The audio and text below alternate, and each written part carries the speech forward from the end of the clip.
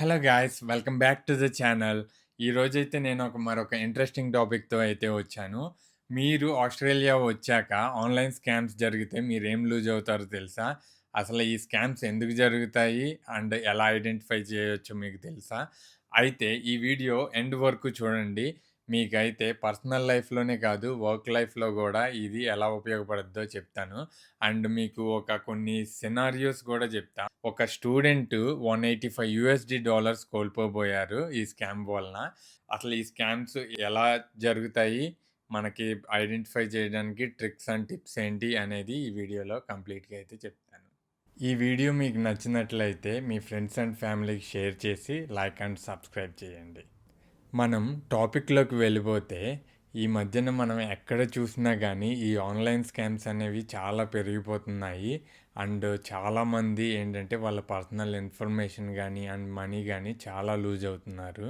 ఇప్పుడైతే మనం ఆ లిస్ట్ ఆఫ్ స్కామ్స్ ఆస్ట్రేలియాలో ఎలా జరుగుతున్నాయో చూద్దాము. మనకేంటంటే, ఇవి మెయిన్‌గా మెసేజెస్ రూపంలో గానీ, అండ్ ఈమెయిల్స్ రూపంలో గానీ, లేదంటే మనకి డైరెక్ట్‌గా కాల్ అయినా చేసి ఈ 3 వేస్‌లో అయితే మ్యాక్సిమం మనకి స్కామ్ చేస్తామని చూస్తా ఉంటారు. సో, ఫస్ట్‌దొచ్చేసి మనకి మెసేజెస్ వస్తాయన్నమాట.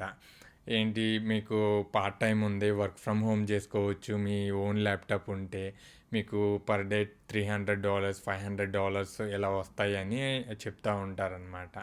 సో, అలా వాళ్ళు జాబ్‌ని ఎరగా ఏసి మనల్ని స్కామ్ చేద్దామని చూస్తా ఉంటారు. ఆ మెసేజ్ మీకు స్క్రీన్ మీద ఇస్తాను చూడండి.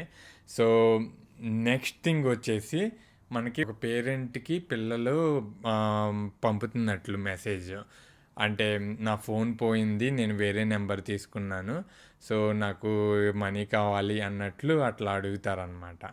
సో, ఇలా అంటే ఆ రిలేషన్‌కి మధ్యలో ఉన్న బాండింగ్‌ని బేస్ చేసుకొని వాళ్ళు ట్రై చేస్తున్నారు. అండ్ నెక్స్ట్ థింగ్ వచ్చేసి ఆస్ట్రేలియన్ పోస్ట్. అంటే మనకి ఇండియాలో ఇండియా పోస్ట్ ఎలాగో ఇక్కడ కూడా ఆస్ట్రేలియన్ పోస్ట్ అని ఉంటుందన్నమాట. సో, వాళ్ళేం చేస్తారంటే మనకి మెసేజ్ పంపుతారు. మీ address so and so wrong ఉంది. మీరు చేంజ్ చేసుకోండి. ఈ లింక్ క్లిక్ చేసి అంటారు. సో, ఈ ఈ మెసేజ్‌కే ఒక స్టూడెంట్ స్కామ్ అయ్యాడు. అది ఎలాగో నేను చెప్తాను.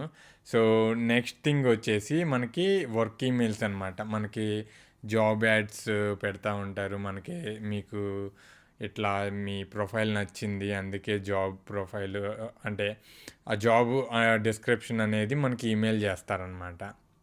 అంటే మనల్ని పర్సనల్ ఇన్ఫర్మేషన్ అడుగుతా, సో లేదంటే so and so file download చేయమని చెప్పి ఇట్లా అడుగుతూ ఉంటారనమాట ఈమెయిల్స్లో కూడా.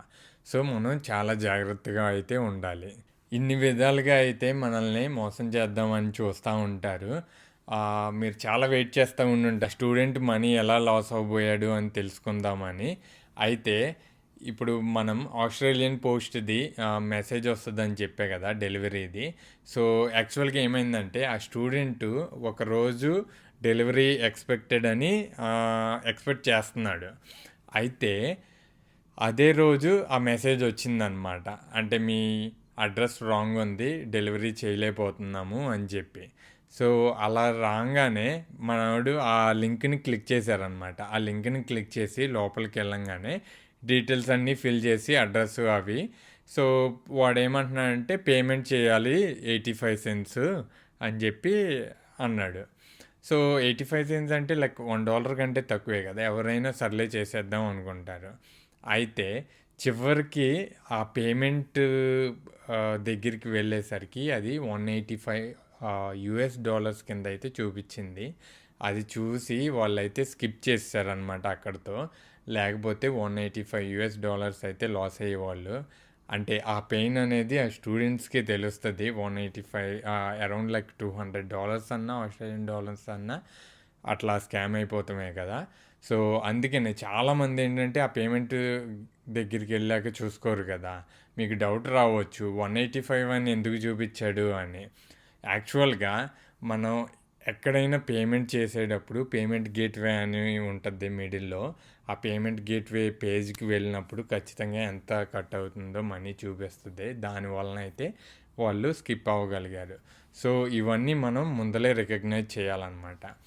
సో, నెక్స్ట్ మనం అసలు ఎన్ని వేస్‌లో మనం ఐడెంటిఫై చేయగలం అసలు ఎలా వెరిఫై చేసుకోగలం అనేది నెక్స్ట్ చూద్దాం. సో మనమైతే ఇలా అన్‌రియలిస్టిక్‌గా ఏదన్నా వర్క్ ఫ్రమ్ హోమ్ మనీ ఇస్తామని ఇట్లా చెప్తే మటికి అస్సలు నమ్మకూడదు.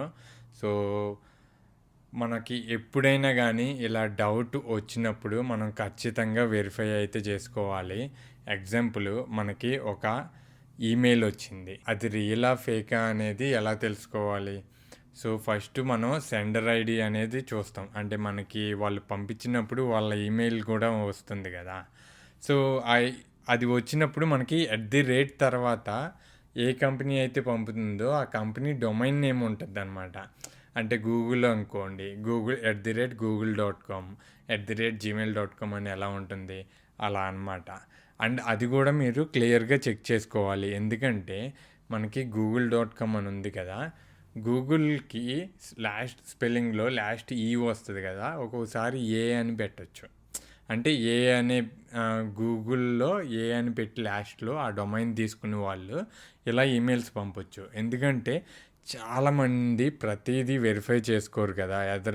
ఫ్రంట్ ఆ అని కనపడంగానే ఓకే అది గూగులే అనుకుని ఇంకా మనకి ప్రొసీడ్ అయిపోతుంది నెక్స్ట్కి. సో అదైతే జాగ్రత్తగా చూడాలి. అండ్ నెక్స్ట్ వచ్చేసి ఐడెంటిటీ ప్రూఫ్స్ అడగడం అనమాట. అంటే మనకి మ్యాక్సిమం ఆ బ్యాక్గ్రౌండ్ చెక్లోనే అంతా అయిపోద్ది. మనల్ని స్పెసిఫిక్గా మన డ్రైవర్ లైసెన్స్ పంపమని అలా ఇట్లా ఏమి ఉండవు అనమాట. నార్మల్గా ఐటీ జాబ్స్ అయినా అట్లా. సో వాటిలో కూడా మనం అవేర్నెస్ తెచ్చుకోవాలి. అండ్ ఇన్ కేస్ ఏదన్నా కంపెనీ పంపిందనుకుంటే మనకి ఈమెయిల్, సో మనం ఆ కంపెనీ రియల్గా ఉందా లేదో వెరిఫై చేసుకోవాలి. ఆ డొమైన్ నేమ్తో వచ్చిందో లేదో వెరిఫై చేసుకోవాలి. ఇన్ కేస్ మనకేమన్నా డౌన్లోడింగ్ ఫైల్స్ ఇచ్చారంటే అసలు మనం అది ఓపెన్ చేయాలా లేదా అంటే ఫస్ట్ వెరిఫై చేసుకున్నాకే ఓపెన్ చేయాలి. లేదంటే కస్టమర్ కేర్కి కాల్ చేసి కనుక్కొని ఆ తర్వాత చేయడం అట్లా అన్నమాట. అండ్ మనకేంటంటే ఎప్పుడైనా ఇట్లా మన డెలివరీ లేట్ అవుతుంది, లేదంటే మన డెలివరీకి అడ్రస్ మిస్ అయింది అలా వచ్చినప్పుడు మనం ఎక్కడైతే ఆర్డర్ పెట్టామో ఆన్లైన్ ఆర్డర్ అక్కడికి వెళ్ళి ఓకే ఇది ఇవాళ వస్తుందా, లేదంటే ఏమైనా ఇష్యూస్ ఉన్నాయా అక్కడ అందులో చూసుకోవడం. లేదు ఇంకా అక్కడ దొరకపోతే ఆ కస్టమర్ కేర్కి కాల్ చేసి తెలుసుకోవడం. సో ఇదంతా వెరిఫై చేసుకోవాలి. అలా చేసుకున్నాకే అనమాట. ఇవన్నీ ఏం చేస్తాంలే అంటే మనం ఖచ్చితంగా మన పర్సనల్ ఇన్ఫర్మేషన్ అనేది లూజ్ అయిపోతాము.